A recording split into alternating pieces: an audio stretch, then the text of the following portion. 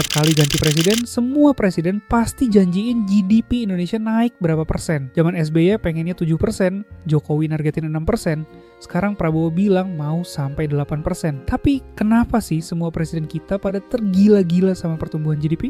Padahal plot twistnya, metrik GDP yang dipuja-puja ini sebenarnya cuma alat darurat dari tahun 1930-an yang salah satu tujuannya dibikin buat mengukur produksi perang, bukan buat kemakmuran rakyat di kondisi damai. Bahkan mencengangkannya, penciptanya sendiri, Simon Kuznets, udah berkali-kali ngejelasin bahwa kesejahteraan bangsa nggak bisa disimpulin dari angka pendapatan nasional. Kenapa begitu?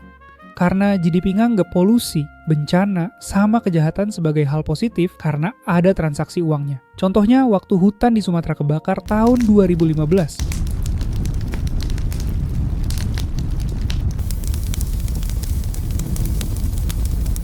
Yang rugi sampai ratusan triliun, angka GDP Indonesia malah naik gara-gara biaya pemadaman sama pengobatan ISPA dihitung sebagai aktivitas ekonomi. Makanya hari ini kita bakal bongkar kenapa si metrik yang katanya paling sakti ini dipakai buat semua negara, sebenarnya bisa bego juga kalau dipuja-puja tanpa mikir konteksnya secara mendalam. Ayo kita bahas. Sebelum kita ngamuk-ngamuk dan nyalahin GDP, mending kita coba ngerti dulu. Sebenarnya GDP itu makhluk apaan sih? Singkatnya, GDP itu metrik ekonomi yang ngitung nilai transaksi atau seberapa banyak Indonesia bisa jualan dalam setahun. Karena udah banyak yang bahas, gua nggak bakal bahas penjelasan detail GDP secara teori. Biar gampang, anggap aja Indonesia tuh kayak mall gede banget. Setiap kali ada yang beli nasi gudeg 15.000, mobil 300 juta, atau jualan hasil kelapa sawit miliaran rupiah, semua transaksinya itu dicatat dan dijumlahin jadi GDP. Jadi intinya, makin rame transaksinya, makin gede angka GDP-nya. Terus kenapa GDP bisa jadi dipakai di seluruh dunia? Jawabannya simple. Karena praktis banget dipakai buat ngukur kemajuan negara. Tinggal jumlahin semua aktivitas ekonomi jadi satu angka, terus udah deh, bisa dipakai buat dibandingin sama negara lain. Kerjaan para politisi pun jadi enak, bisa pamer ekonomi kita tumbuh 5% daripada jelasin belasan indikator kesejahteraan yang ribet ke rakyat. Its GDP grew by 4.5% in the first quarter.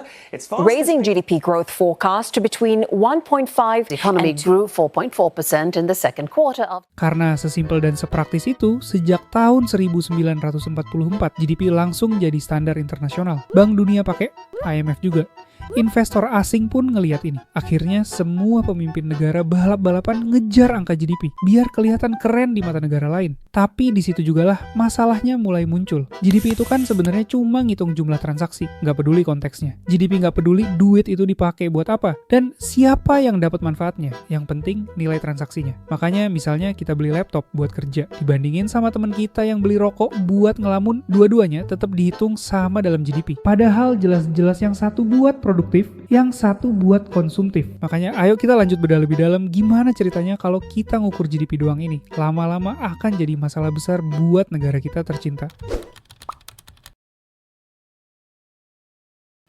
Kalau pakai analogi kesehatan, GDP itu tuh kayak dokter yang cuma ngecek detak jantung tapi lupa periksa tekanan darah, kadar gula, atau kondisi mental pasien. Kelihatan sehat, tapi sebenarnya banyak yang bermasalah. Contoh yang pertama dan paling gede yang hilang adalah nggak dihitungnya pekerjaan rumah tangga. Ibu-ibu yang masak, ngurus anak, bersihin rumah sampai 16 jam sehari, kontribusi ke GDP-nya dihitung nol besar. Tapi kalau kalian bayar pembantu, tukang masak, sama babysitter buat hal yang persis sama, angka GDP langsung naik drastis. Aneh kan ya jadinya. Terus ada lagi ekonomi informal, kayak warteg, abang gorengan, ojek pangkalan, dan lainnya. Mereka ini kan tulang punggung ekonomi Indonesia. Tapi karena banyak transaksinya nggak kecatet, banyak juga hal ginian yang nggak masuk hitungan GDP. Padahal coba bayangin kota Jakarta tercinta tanpa ada abang-abang jualan yang lewat. Kata GDP baik-baik aja, tapi kita yang hidup di Jakarta jadi sengsara. GDP Indonesia yang terhitung gede, urutan 16 sedunia, juga kalau tanpa konteks ujungnya juga nggak bisa jadi apa-apa. Kalau GDP tinggi, tapi ternyata itu tuh hasil tambang doang dan yang beraktivitas ekonomi, kebanyakan orang kaya, itu menandakan GDP tinggi belum tentu bisa dinikmatin semua masyarakat. Contoh nyatanya kita bisa lihat boom smelter nikel di Sulawesi. GDP daerah naik gila-gilaan, investasi miliaran dolar masuk, tapi air laut jadi keruh merah, ikan berkurang, dan warga Bajo kehilangan mata pencaharian. Lagi-lagi inilah kenapa kita nggak bisa ngelihat Indonesia maju kalau cuman dari GDP-nya doang.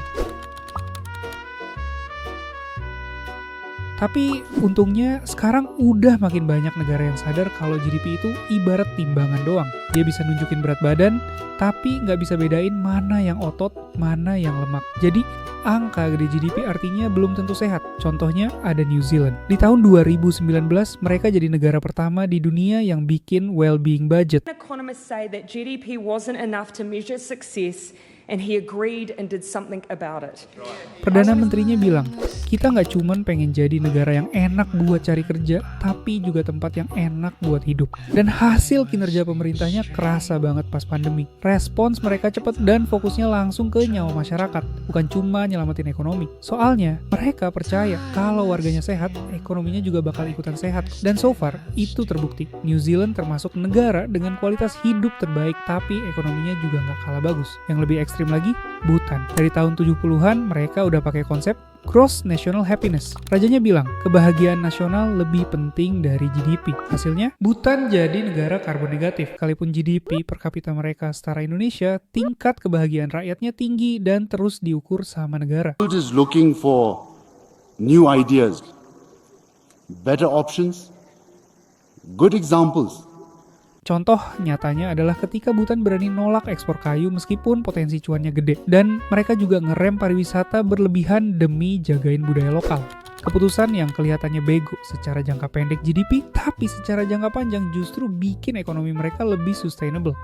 Terus ada Uni Eropa juga yang punya gebrakan. Mereka juga lagi ngerjain dashboard namanya Beyond GDP, yang intinya ngakuin kalau GDP itu penting, tapi harus dilengkapi sama indikator lain biar kita bisa ngerti arti kemajuan secara utuh. Bukan cuma soal kemajuan kekayaan, tapi juga soal hidup masyarakatnya yang bener-bener maju dan bisa dirasain semua orang. Tapi terus, gimana dengan negara tercinta kita Indonesia? Membanggakannya, Indonesia sebenarnya udah mulai kok. Bappenas punya Green Economy Index, LPMUI ngukur Comprehensive Wealth, UGM bikin indeks ekonomi kerakyatan, dan masih banyak inisiatif lainnya. Tapi ya sayangnya semua itu masih mentok di kajian akademis doang, belum jadi sistem resmi yang dipakai pemerintah buat bikin keputusan. Akhirnya semua balik lagi ke yang namanya political will. Jangan gampang ketipu sama omongan ekonomi dan politik itu bisa dipisahin. Nggak bisa. Kita sebagai pengusaha, pekerja, atau warga biasa, pilihan ada di tangan kita juga. Emang mau bangun bisnis kayak pemerintah yang kelihatannya keren secara angka, tapi ternyata rapuh jangka panjang, atau mau terus milih politikus yang cuma jago janjiin pertumbuhan ekonomi, tapi ujung-ujungnya caranya ngawur dan rakyat nggak ngerasain apa-apa?